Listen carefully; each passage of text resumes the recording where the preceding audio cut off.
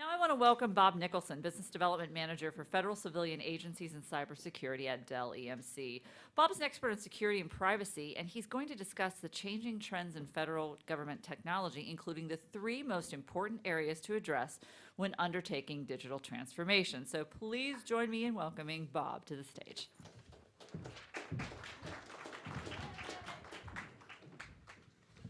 Thank you very much. Please lock the doors because this is indeed the sponsorship program, part of the program here. So it's going to be short and sweet though, and so one of the things that we wanted to really highlight today, one of the things I wanted to highlight today that I don't think a lot of folks know, and coming from the government like I have, I spent 15 years in Social Security Administration doing cybersecurity. I don't think that everyone knows when all of these different acquisitions and product lines change, and so I really want to start off with what DellEMC is today, or that you may not even have known that DellEMC is a thing. So when I first went over to Dell, leaving the government, one of the things that really inspired me to go there was their heavy mantra in open standards and interoperability. So I figured that cybersecurity professional wanting to move into where things are transforming today, where it's all about data and contextual awareness from a cyber perspective, I wanted to go to an organization where I could start help building those particular solutions, and so that's why I went to Dell. After being there about 2 months, they acquired EMC, one of the other larger companies in the world. But a lot of people don't know what came with the EMC acquisition because they had a whole federation of companies that existed there. And a lot of these companies you might actually hear as you talk about your digital transformation and things that you're working on today. Some of those things are, in fact, Pivotal Labs. Pivotal Labs has some projects and products around Cloud Foundry, which is when you think of brokerage, they have a Cloud Foundry product there as well. They have an entire training program and methodology around agile development. But they also have a lot of security analytics, and especially around data lake. When you hear data lake, they have a product called Greenplum. And so there's all of these different technologies that were built into that one company that you'll start hearing about more and more over time. It's something that the 18F had built a CIO playbook off of and conversations with them. So these are things that are kind of ready to go for digital transformation. Also with VirtuStream. VirtuStream was a small company that EMC had acquired prior to this acquisition. That is one of the FedRAMP certified cloud providers for infrastructure as a service. And some of the things that we'll talk about today are the same things that we talk about to all of the system integrators that you guys deal with on a daily basis. And so Dell EMC as a go-to-market, we do most of our business, 85% plus of our business is going through a system integrator, and we're working very heavily on providing some of the things that we're talking about today as a service to the government, which really supports, and one of the main reasons why we sponsor things like FITARA.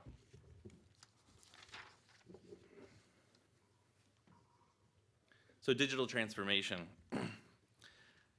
Some of the fun facts and no-brainer type of statements here you're gonna get from this part of the program. So I think it's a no-brainer that technology is transforming absolutely everything that we do at a pace that is very difficult to keep up for many, many reasons.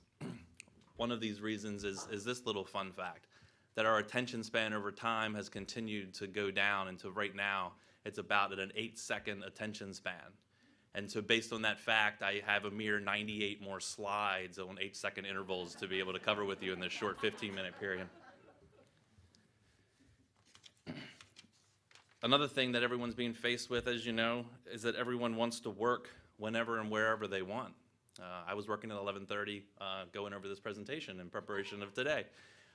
It's one of those things that, that you're faced with on a day-to-day basis because everyone wants to telework. They want to be able to work at home. And for the government agency that I was within, there was a lot of different reasons as to why that was being held up. Part of it was an IT problem. Part of it was a risk perception problem. All of these types of things are what are being faced with that aren't necessarily an IT issue.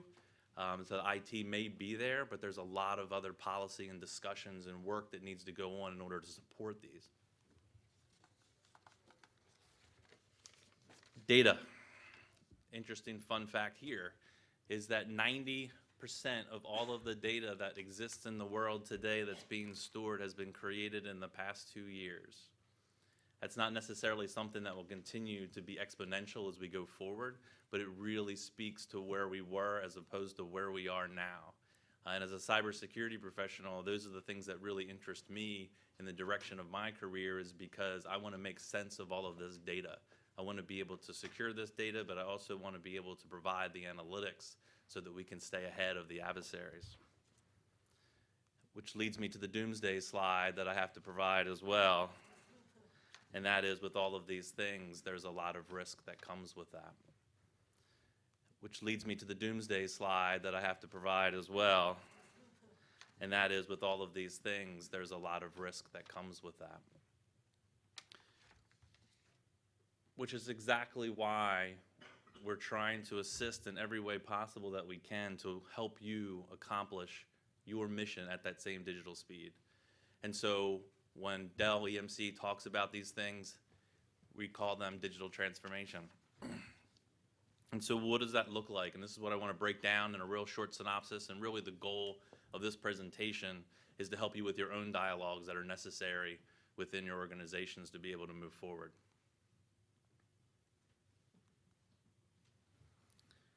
So what's the comparison of where we were to where it's going? The last 15 years, I think we all know where this has become, right? There's a mission purpose, there's a program that gets put in place. We assess that program, we assess the IT needs associated with that program, and we start building a siloed IT infrastructure to support that program. We decide what peak performance might look like. We decide what are the necessary components to support this from a user standpoint, from a data storage standpoint, and we build that.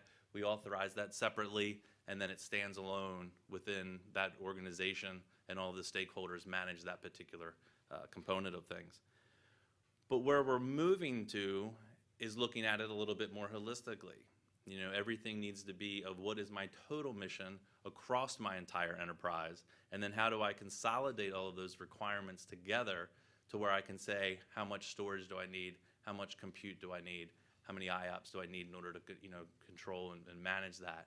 And so that's where we are today, and that's where we're going to continue going. So I'm actually going to talk from the bottom up. As we continue to say, what do I need for my mission to be successful, we want more data. We kind of stated that at the beginning here. We want more things, and so we're continuing to place more sensors out there that are going to get us more insight into how people are interfacing with our various missions, how they expect to have data, how they expect to access that with any device, those types of issues. And so that creates all of these data streams. And so we're going to be living in a world where we still have to support all the things that we have. We have to decide how to migrate those, but we also have to draw that line in the sand and say, well, at least the things that we're going to start building now, maybe we should be looking at things that are purely cloud native, because that's when cloud really works, is when I build it from the ground up there. All of these other things I have to decide how or when, or even if there's the necessity to modernize that to a point where I can make it cloud ready, or maybe have something remaining on-prem. All of these things will provide more insight into our own business analytics and help us be 100% mission-centric around our IT needs. And so what does that look like? I'm not going to get into this too detailed, but the whole fact is, the point of this slide is that we have dual stacks, if you will. We have to support what is keeping our business and mission alive today as we're continuing to develop the needs of our future apps, and then making those decisions of what we can move from one environment over to the other. Where Dell thinks this is going to be going in the future, and is actually more or less here now, is that every single one of you in some form or fashion will be in a hybrid cloud state. As you continue to modernize your legacy systems, whether it's going to the cloud and a public cloud offering, or actually on-prem, these are the things that DellEMC is working on today. I mentioned VirtuStream has a public FedRAMP cloud infrastructure as a service. We're actually taking all of these same components with Pivotal and VMware and RSA and all of the different software platforms and the infrastructure platform and the FedRAMP management software that VirtuStream runs by in the public cloud, and bringing that same capability on-prem with the ability to burst, right? and the future roadmaps of those look like being able to burst to all the other clouds that you guys are, familiar with today. So how does that break down from a resource management perspective, the three pillars that I think everyone here knows that we have to move forward with, right? So IT, workforce, and then, of course, security. From an IT perspective, this is a little bit more intuitive. We know we need to move into modernizing the systems that we have today. A software-defined world will allow us to automate and build efficiencies to be able to take advantage of all of the power that's sitting there, but also that kind of adaptability and the ability to be dynamic when we're moving workloads, whether it's from an on-prem to an off-prem, whether we're just expanding resources to be able to support peak performance, or we're actually trying to get analytics out of this in order to be able to provide, some security insights or just purely business analytics. From a workforce perspective, this is probably the one thing that's kind of takes the most work, is that how do you transform all of the user experience and needs that are coming from your employees, your customers, and all of the folks that want access to your data? How do you enable that, right? How do you have control of that or even insight into what they want? And so these are the things that are just an ongoing process, right? And so one of the advantages that, in my mind, that you have, and again, I'll speak more about from a cyber perspective, one of the real advantages that you have here is that as you move these workloads into these converged infrastructures, it's an ongoing cycle where you can continue to get analytics because of this consolidation and continue to assess how people are accessing the data and, again, what they want to use the data for, but then enabling the workforce with different platforms as well, giving them that access so that they can be creative and innovative, and how many new ideas can come from the ability to access data. We do a lot of this in our personal lives today. There's a lot of agencies that are working on individual efforts to, share some of their data with the public, and the public is coming up with new ideas of how they can use that data. So having that also baked into the people that know your business as well as you do, your employees, the people that are actually working through these various programs and processes, there's a great bit of insight that can come from that institutional knowledge, but the additional capability of being able to process data and have access to data faster that they might not normally have access to today. And then, of course, from the cybersecurity perspective. Again, I talked about why I made the decisions that I did, and I can't be, you're not going to find a person more passionate about it. There is a real need for us to be able to get ahead. Cybersecurity goes in various curves, right? It's IT security was all about how fast can we identify vulnerabilities and patch them and get these things back to an operational state. And then we get a little bit behind, and then it's all about how quickly can we respond because we know that there's a threat, or we know that imminently we're going to be faced with a threat. And so how quickly can we get away from that and mitigate that risk?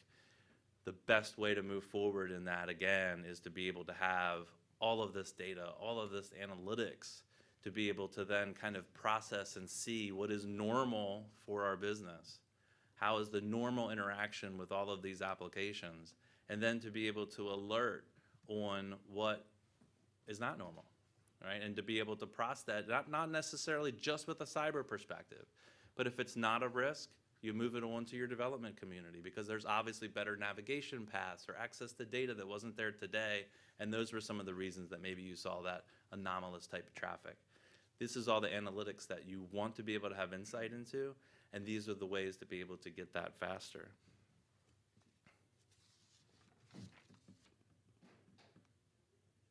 So let the transformation begin, and let us help you get there. Thank you very much.